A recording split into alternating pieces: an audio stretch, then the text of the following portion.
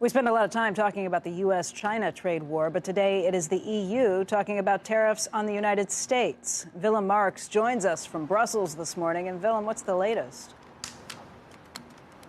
Well, Becca, we know that in a few hours' time, the WTO Arbitration Tribunal will issue a ruling involving European subsidies to Airbus going back decades. This is part of a very long-running dispute between the US and the EU.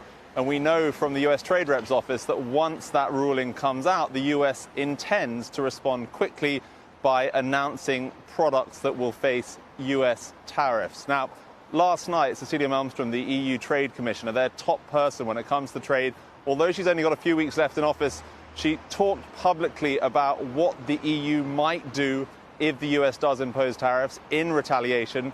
Clearly, they have their own list of American products they'd potentially target, but she also mentioned that the intriguing possibility they'd look at previous WTO rulings against the US that they've not reasonably or recently acted on, and they'd actually use those, take them out of the back pocket and say, we are not going to wait until a parallel ruling against Boeing to take action according to WTO rules. We can also use some of these older rulings, these findings against the US to try and gain leverage in any talks between the two sides.